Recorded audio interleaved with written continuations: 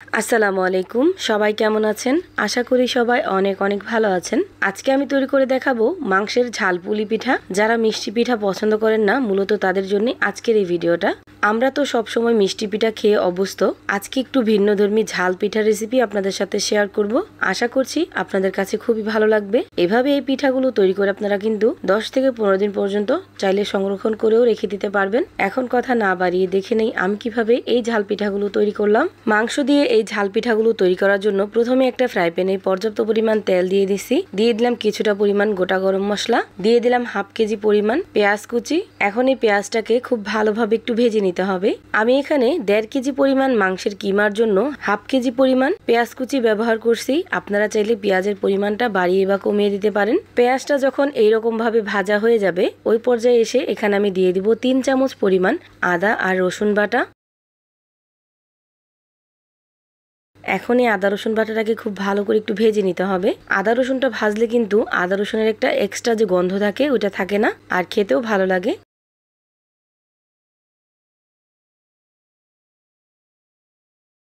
আদা রসুনটাকে আমি প্রায় 2 থেকে 3 মিনিট পর্যন্ত খুব ভালোভাবে ভেজে নিছি। এখন এখানে দিয়ে দিব 3 চামচ পরিমাণ হলুদ, মরিচ আর ধনিয়া গুঁড়া। আমি যেহেতু মশলাগুলো একসাথে মিক্স করে খাই, এজন্য সবকিছু একসাথে দিয়ে দিলাম।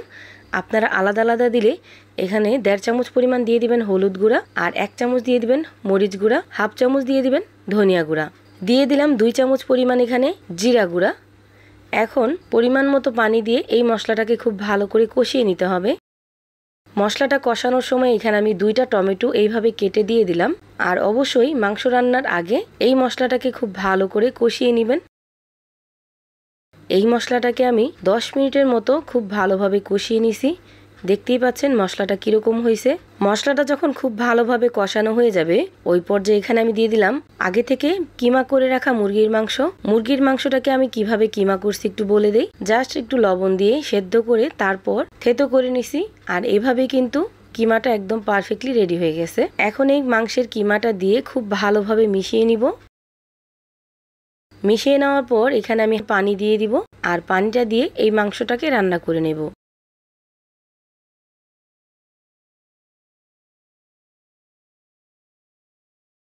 এই পর্যায়ে এসে এখানে আমি দিয়ে দিলাম হাফ চামচ পরিমাণ লবণ, দিয়ে দিলাম হাফ চামচ পরিমাণ গরম মশলার গুঁড়া, আরও হাফ চামচ পরিমাণ দিয়ে দিলাম জিরা গুঁড়া। এখন সবকিছু আবার 5 মিনিটের মতো খুব ভালোভাবে একটু ভাজা ভাজা করে নেব। এই মাংসটা যদি খুব ভালোভাবে রান্না করেন তাহলেই কিন্তু পিঠাগুলো খেতে ভালো লাগবে। এজন্য চেষ্টা করবেন এই মাংসটাকে খুব ভালোভাবে ভাজা ভাজা করে নেওয়ার জন্য। এভাবে আমি আরো 5 মিনিটের মতো রান্না করে নিছি। আর এই তো দেখতেই পাচ্ছেন মাংসটা কিন্তু একদম পারফেক্টলি রেডি। এখন আমি পিঠার জন্য পিঠার কাই করে নেব বা পিঠার ডোটা তৈরি করে নেব। পিঠার ডো তৈরি করার জন্য একটা ফ্রাই প্যানে আমি ফুটন্ত গরম পানি দিয়ে দিলাম। এখানে 2 কাপ পরিমাণ ফুটন্ত গরম পানি আছে। দিয়ে দিলাম পরিমাণ মতো লবণ, এখানে 1 চামচ পরিমাণ লবণ আছে। দিয়ে দিলাম 1.5 কাপ পরিমাণ শুকনো চালের গুঁড়া। এখন এই চালের গুঁড়াটাকে খুব ভালোভাবে একটু মিশিয়ে নিব।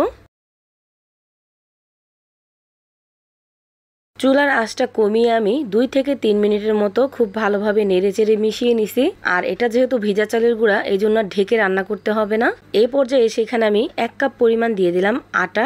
এখন এই আটাটা দিয়ে খুব ভালোভাবে একটু মিশিয়ে নিতে হবে। এই আটা দেওয়ার কারণেই কিন্তু পিঠাগুলো ভাজার সময় ফেটে যাবে না, বা বানিয়ে রাখলেও কিন্তু পিঠাগুলো ফেটে যাবে না। মিশিয়ে নেওয়া হয়ে গেলে ঢাকনা লাগিয়ে ঢেকে আমি 3 থেকে 4 মিনিটের জন্য ঢেকে রেখে দেব। 2 থেকে 3 মিনিট পর এই ডোটাকে একটা বলে নিয়ে নিব। এখন গরম অবস্থায় এই ডোটাকে খুব ভালোভাবে মথে নিতে হবে। আর এতে দেখতেই পাচ্ছেন এই ডোটাকে আমি ঠিক এইভাবে খুব ভালোভাবে সফট করে মথে নিছি। দেখতেই পাচ্ছেন এই ডোটা কতটা পারফেক্ট হয়েছে, মাশাআল্লাহ। অবশ্যই ডোটা একদম পারফেক্টভাবে তৈরি করবেন। এখন আমি এখান থেকে ছোট্ট একটা লেচি কেটে নিলাম। এখন পাতলা করে একটা রুটি বেলে নেব।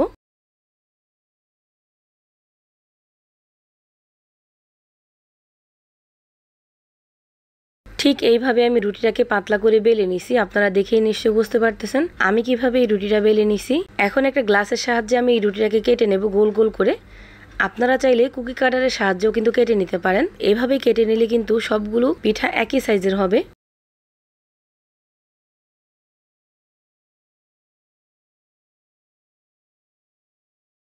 এভাবে আমি সবগুলোই কিন্তু বানিয়ে নিব। এখন আমি পিঠাগুলো আপনাদেরকে একটু বানিয়ে দেখাচ্ছি। পিঠাগুলো বানানোর সময় একেবারে পিঠাগুলো বেশি ভরে ফেলবেন না, তাহলে কিন্তু পিঠাগুলো ভাজার সময় ফেটে যাবে। আর অবশ্যই পিঠার এই মুখটা খুব ভালোভাবে চাপ দিয়ে লাগিয়ে দিবেন, এতে করেও কিন্তু পিঠাগুলো ভাজার সময় ছুটে পড়ে যাবে না। এভাবে আমি সবগুলো পিঠা তৈরি করে নেব।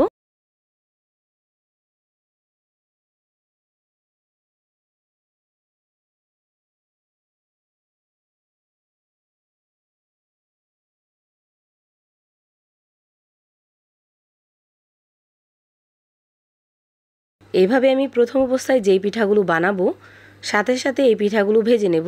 এজন্য একটা লোহার কড়াইয়ে আমি পর্যাপ্ত পরিমাণ তেল দিয়ে দিলাম। আর তেলটা যখন খুব ভালোভাবে একটু গরম হবে ওই পর্যায়ে আমি পিঠাগুলো দিয়ে দিব।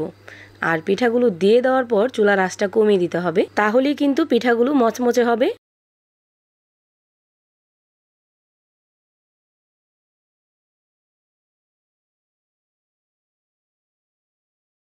দেখতেই পাচ্ছেন চুলায় দেওয়ার পরে কিন্তু এই পিঠাগুলো ফেটে যায় নাই। আর পিঠাগুলো কতটা পারফেক্ট হয়েছে দেখিয়ে নিশ্চয়ই বুঝতে পারতেছেন। এখন আমি এই পিঠাগুলো উঠিয়ে নিব। আপনারা যদি চান আর একটু মচমচে করে ভাজবেন তাহলে ভেজে নিতে পারেন।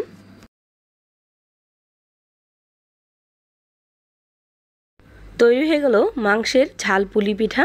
অনেকভাবেই তো পিঠা তৈরি করে খেয়েছেন, একবার হলো এইভাবে ট্রাই করে দেখবেন। ইনশাল্লাহ আপনাদের কাছেও খুবই ভালো লাগবে। আমার এই ভিডিওটা আপনাদের কাছে কেমন লাগছে অবশ্যই কমেন্ট করে জানাবেন। সবাই ভালো থাকবেন, সুস্থ থাকবেন। আল্লাহ হাফেজ।